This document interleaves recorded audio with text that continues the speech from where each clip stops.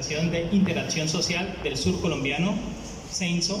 Actualmente es asistente de investigación del proyecto Juventud, Territorio y Construcción de Paz en la región del Pato, Valsillas, del Grupo de Investigación Estudios Políticos. Es columnista, analista político y miembro de la unidad investigativa del portal independiente La Gaitana, integrante de la Corporación Jurídica de Derechos Humanos Semillas y Memoria.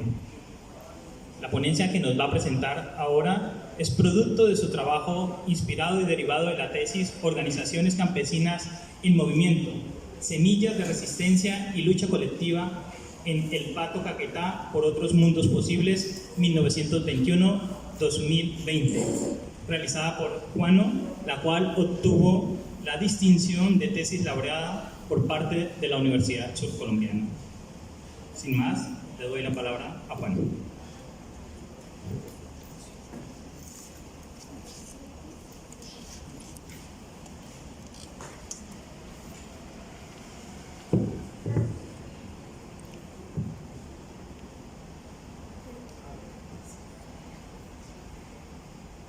Bueno, primero que todo, muchas gracias a los organizadores del evento. Creo que es un espacio muy pertinente desde lo colectivo y para mí en lo personal es un reto y un sueño cumplido participar de tan importante escenario. Quisiera de antemano plantear que hablar del Pato Caquetá es hablar de una de las zonas de colonización campesina y armadas más importantes del país. Es hablar de uno de los territorios organizativos, políticos y de resistencia y acciones colectivas más claves de la historia colombiana, uno de los territorios más afectados por el conflicto político, social, cultural, ambiental y armado, pero al mismo tiempo es hablar precisamente de un territorio que ha ofrecido unas dinámicas de resistencia y lucha contra la guerra y también en pro de la construcción de la paz y la transformación de la sociedad. Es por ello que la ponencia va a tratar de responder a dos sentidos. Uno, cuáles han sido las lógicas de configuración territorial y los impactos del conflicto político, social y armado. Y dos, cuáles han sido las dinámicas y acciones colectivas del territorio en pro de la construcción de la paz. Dicho esto, y tomando como base el libro del profesor Gustavo Briñes, publicado en 1998, el proceso de colonización campesina inicia en 1921 aproximadamente con Rafael González, quien es oriundo de Palermo, Huila, y con quien se inicia lo que se llama la colonización temprana. Esta colonización se fortaleció en 1933 cuando se permitió el paso desde la hacienda de Valsillas hasta el Pato como tal, que son dos cosas distintas, Valsillas y el Pato Caquetá. Ambas se recogen dentro de lo que es la zona de reserva campesina, caso en el Pato, subregión del Medio y el Alto Pato. El Bajo Pato no se cobija dentro de la figura de zona de reserva campesina y el Valle de Valsillas. Este proceso de colonización estuvo antecedido a su vez por el poblamiento de los indígenas huitotos en el marco de la exploración y la explotación de la quina y el caucho, lo cual deja ver que no es cierto que al Pato haya llegado primero una colonización armada, ni siquiera los grupos de bandoleros liberales liderados por Oscar Reyes, y que el Pato ha tenido población civil, lo cual ayuda a desmitificar un poco esta idea de satanización contra la población. De igual modo, cabe resaltar que en este primer momento también existía una dinámica organizativa. Nos lo evidencia Lisset Soto en su tesis de pregrado, la etnografía, en el 2014, en la cual se plantean que en el Pato existía la junta cívica, existían los primeros vínculos comunitarios, y que no es solamente que con la llegada de la columna de marcha o con la colonización armada se haya generado como tal la dinámica organizativa en el territorio, la cual, como insiste Lorena Carrillo en su tesis publicada en el 2016, se da bajo la lógica de juntos pero no revueltos, es decir, una coexistencia entre el actor armado y la población campesina, que también tiene de entrada unos vínculos de autonomía de las organizaciones campesinas y un mutuo respeto. Antes de hablar de cómo llegan las columnas de marcha al Pato Caquetá en 1956, es preciso adentrarnos un poco a la historia del conflicto armado en el país, principalmente al sur del Tolima, dando un argumento, y es que al inicio de la década de los 50, derivado, ustedes lo saben, de todo el conflicto, la agudización del conflicto, la agudización de la violencia, porque no es el inicio de la violencia con B mayúscula como lo llaman los historiadores, posterior al asesinato de Don Eliezer Gaitán en 1948, se genera una dinámica de resistencia armada al sur del Tolima. Caso, por ejemplo, Gaitania, caso, por ejemplo, diferentes territorios, y entre las guerrillas liberales y las guerrillas comunistas fundan lo que se llamó el Estado Mayor Unificado, en el Davis. Luego, cuando viene la dictadura de Rojas Pinilla, que se instaura en 1953, las guerrillas liberales abandonan su lucha y empiezan a traicionar a sus antiguos compañeros, por lo cual se da un desplazamiento desde Gaitania, sur del Tolima, hacia el oriente del Tolima, a lo que se llama el territorio de Villarrica. Villarrica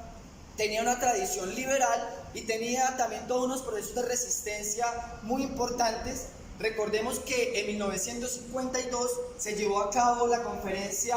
de Boyacá, en la cual se plantean 9 puntos del programa que plantea la importancia de crear un gobierno popular y democrático. Y producto de este se crean los comités del Frente Democrático. En Villarrica y en los alrededores, este grupo venía teniendo una importancia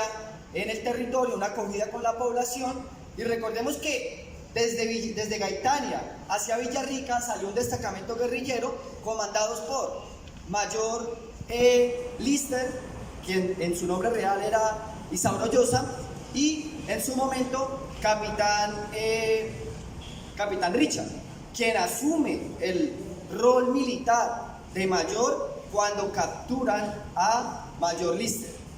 Y también el proceso de orientación del Partido Comunista, quien en el marco de un contexto de violencia, quien en el marco también de la necesidad de fomentar la resistencia agraria, en lo que se llamaban las autodefensas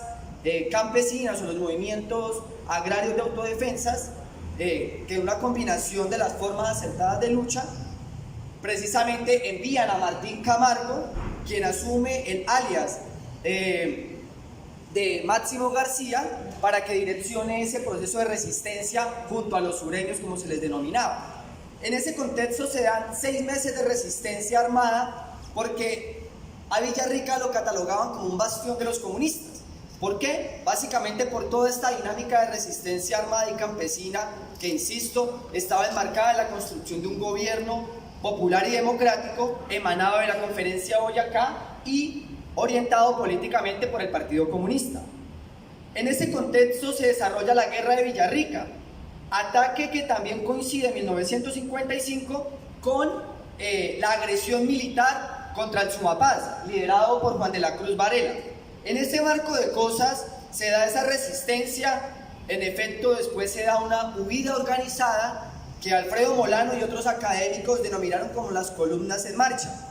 Antes de que partieran hacia el Pato, ellos se reunieron en 1955, en diciembre, en la llamada Conferencia de San Rafael. Es por esto que otro elemento importante, y a partir de este relato histórico y de las discusiones que estoy sosteniendo en términos de temporalidad y los hallazgos que se hizo en el trabajo de campo de la tesis, como por ejemplo el proyecto de memoria histórica Subversiones a partir de los testimonios de los propios colonos, hay una disyuntiva histórica entre cuál fue el año de la llegada de la columna de marcha, si 1955 o 1956. Por tanto, siguiendo al profesor Pablo Emilio, siguiendo a otros académicos, se sostiene que es en 1956, porque esta fecha es muy importante, ya que después de la llegada de las columnas de marcha al territorio, se empiezan a potenciar los ejercicios de participación política, de construcción de sentidos críticos dentro del Pato, como lo es lo siguiente: 1, un fortalecimiento de la vocación agrícola en el territorio; 2, un afianzamiento de todo lo que es esa dinámica organizativa; 3, un fortalecimiento de los espacios de formación política; 4, los ejercicios de militancia política en el Partido Comunista con personas como Humberto Moncada, entre otros, que hicieron que el Pato tuviera un proceso de resistencia mucho más organizado, mucho más politizado. A su vez, la creación de lo que se llamó el sindicato agrario, que ustedes recordarán que en el Sumapaz también existía un sindicato agrario. Este sindicato agrario venía también con una tradición comunista de sus lugares de orígenes del Tolima, pero no fue la única organización existente, ya que antes, como lo mencionaba anteriormente, existía la Junta Cívica. Todo este proceso fue muy relevante para el Pato porque se generó toda una dinámica organizativa, tanto armada como campesina, que también en otros territorios se estaba empezando a gestar y que en el contexto colombiano y geopolítico por el triunfo de la Revolución Cubana en 1959, por la Guerra Fría entre los dos bloques, bloque de Occidente o el bloque capitalista liderado por Estados Unidos y el bloque socialista liderado por la URSS, pues representaba un espacio muy importante, sumado a la conferencia panamericana que se llevó a cabo en Colombia, generaba un escenario político-militar que se debía acabar. Y mencionaba también las columnas de marcha y mencionaba todo este proceso porque esta fue la antesala a lo que llamó luego Álvaro Gómez Hurtado las repúblicas independientes, dentro de las cuales no solamente estaba el Pato, sino también La Troja, el Guayabero, Río Chiquito, Marquetalia, que consistía en todo un plan cívico-militar para atacar a estos territorios con incidencia del Partido Comunista y con incidencia de todo el movimiento agrario de autodefensas. En ese orden de ideas, en el caso puntual del Pato, porque ya se había desarrollado en Marquetalia en mayo el asesinato, ¿sí?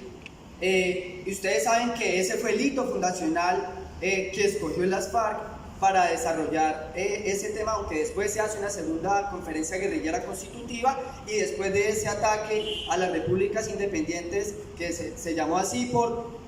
una copia que hicieron de España, ¿sí?, hacia todo el tema, digamos, de una estigmatización, pues se desarrolló también en Río Chiquito la conferencia del Bloque Sur. Y en el Pato, concretamente, este ataque contra el territorio anteriormente mencionado se desarrolló desde marzo de 1965 y los colonos, como un hecho también de construcción de memoria, como un hecho importante de entender la historia como disputa, le llamaron la Marcha Negra o la Marcha de la Muerte, en la cual cientos de campesinos se internaron en el monte, murieron envenenados por diferentes frutos de la selva, asesinados por las fuerzas militares, diferentes puntos de huida en los que ellos encontraron para poder escapar a este suceso. Uno de los puntos importantes que logra controvertir este grupo de memoria histórica Subversiones, que fue el proyecto que les mencionaba, fue que el proceso de desterritorialización o despoblamiento del Pato no se da en 1965 en un solo momento. Se da entre 1965 y 1967 como una dinámica paulatina en la cual todavía existían algunas familias. Y también que se da de manera diferenciada. No fue el mismo impacto que tuvo la Marcha de la Muerte en el Medio Pato, donde fue una de las zonas, fue la zona donde se instaló la columna de marcha, a lo que pasó en el Alto Pato. Y esta dinámica también es muy importante porque tanto el Mayor Richard como Martín Camargo, alias Camarada García, venían teniendo unos ejercicios de politización muy importantes en el territorio, pero también los colonos, al igual que lo hicieron en Marquetalia, en Río Chiquito, en Guayabero, se organizaron para evitar el bombardeo contra sus territorios. Un elemento también importante es que no fue que quedara despoblado el territorio, sino que el arraigo al territorio, o sea, las prácticas de territorialización, la idea también de construir comunidad, los llevó a que a finales de 1973 e inicios de 1974 se volviera a recolonizar el Pato.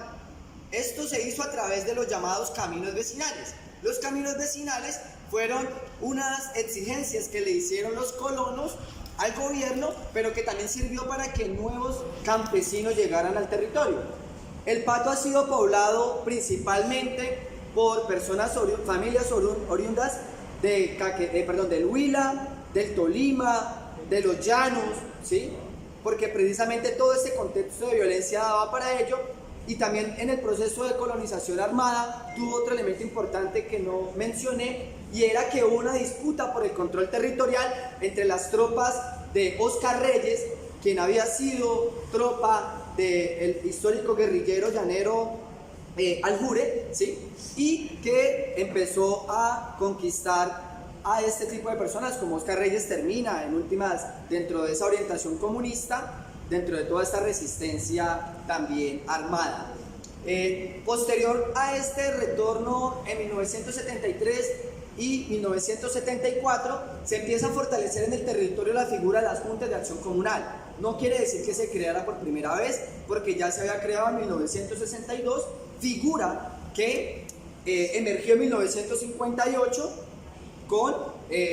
todo el proceso de acompañamiento que hizo Orlando Fals Borda y la Universidad Nacional, entre otros, para configurar la figura de junta de acción comunal. Y también se creó la cooperativa multiactiva del Pato con el liderazgo de Humberto Moncada. ¿Por qué menciono todo esto? Porque esta dinámica organizativa les permitió a los colonos desarrollar un proceso de resistencia organizada en 1980. ¿Y qué pasaba en 1980? Ustedes verán, terminó la dictadura de Rojas Pinilla, tumbada por los estudiantes, por los jóvenes, por diferentes procesos en el 57, se instaura la junta militar en 1958, de 1958 a 1974 se llevó a cabo el Frente Nacional, que fue un pacto entre el Partido Liberal y Conservador para distribuirse en el poder por 16 años, y en el marco de lo cual se da toda esta dinámica de resistencia representando una alternativa al régimen. Y de 1978 al 82 llega el gobierno de Turbayayay. En el marco de ese estatuto de seguridad se desarrolla la famosa llamada Guerra del Caquetá, en la cual amenazaban que nuevamente iba a haber una masacre contra el territorio y que el ejército no iba a respetar ni iba a diferenciar entre un colono y un guerrillero. La comunidad se organiza y desde El Pato hasta Neiva, caminando, y una parte que como lo relata el profesor Gustavo Briñé en su libro, se vienen hacia el territorio neivano a evidenciar toda esta masacre, se desplazan hacia otros territorios. Fue un hito histórico que no solamente tuvo una relevancia nacional, sino también internacional. Y finalmente, después de 3 meses estando en Neiva, se devuelve para el territorio lo que se llama, y así lo desarrollan ellos a nivel histórico, las fiestas del retorno, todo este proceso del retorno, en el cual reivindican esta acción colectiva y reivindican la identidad patuna, reivindican sus dinámicas organizativas. Y de 1980 también se generan algunos problemas internos, como lo fue el problema de realenderamiento del Parque Natural Nacional Los Picachos, que ellos también crean su comité de colonos Los Picachos. Pasa, digamos, la década de los 80, cuando viene la década de los 90 también tuvieron un problema con el auge maderero, fundan diferentes organizaciones para responder a esto, y luego de 1998 al 2002, ustedes saben que estuvo en el gobierno Andrés Pastrana, y con él se llevó a cabo el proceso de paz del Caguán, los diálogos del Caguán. Con este se crea la famosa llamada zona de despegue, que era cerca de 42.000 o 47.000 kilómetros cuadrados, en las cuales no se podían llevar operaciones militares. Aparte de los territorios del Meta, la Uribe, la Macarena, estaba también San Vicente, y El Pato está ubicado en la parte rural de San Vicente del Caguán, por tanto era uno de los epicentros de este proceso de paz. Proceso de paz que tiene al menos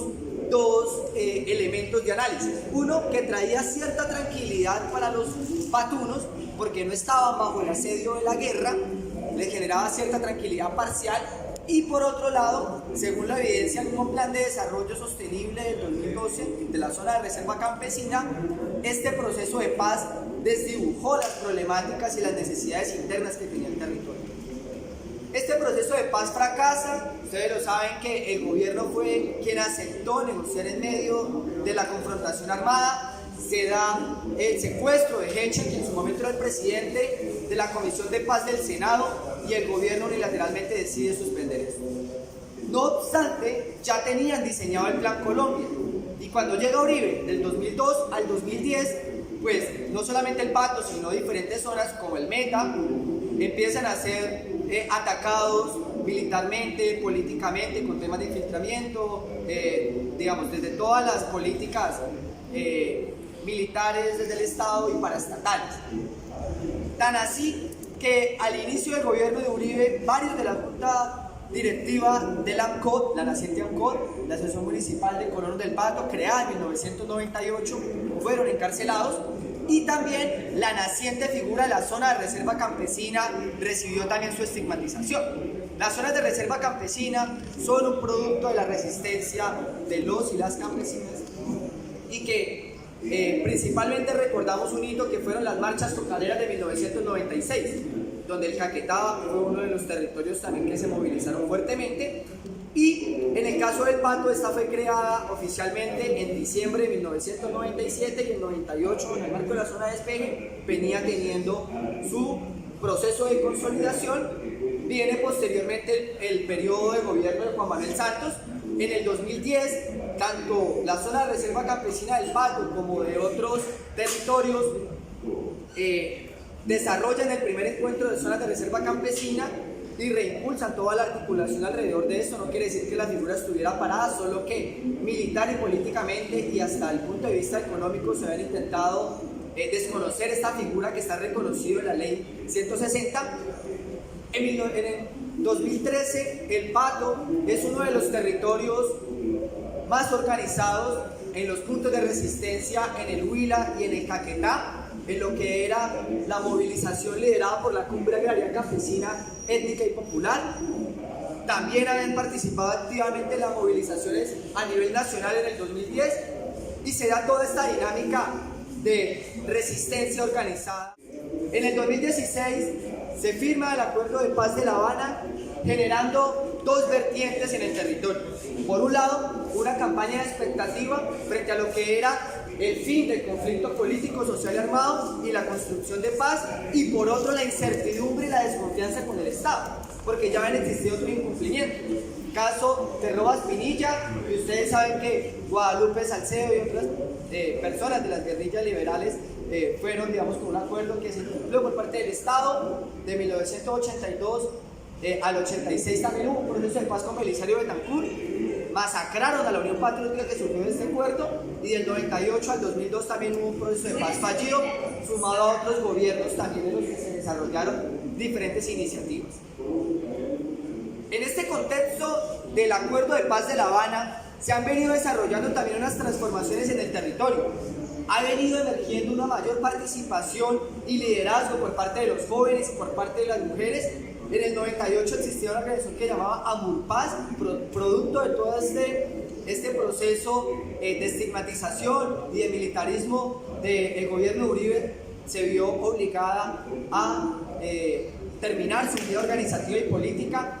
y posterior al proceso de paz se crea diferentes comités de mujeres, como el comité Comapaz, Comité de Mujeres de los Andes por la Paz, que hoy tiene una dinámica organizativa bastante importante. Se crean diferentes organizaciones en el territorio, juveniles, como es el caso del colectivo juvenil Semos de la Loma. Llegan organizaciones juveniles de San Vicente y del Huila al territorio. Se empiezan a construir diferentes iniciativas, acciones colectivas, imaginarios, sentidos de lo comunitario dentro del territorio, a partir también de la construcción de la paz. Una vez también desarrollado el proceso de paz en el Pato, al igual que en otros territorios, se instaura una de las zonas veredales transitorias de normalización en la vereda de Miravalle, que después se convirtió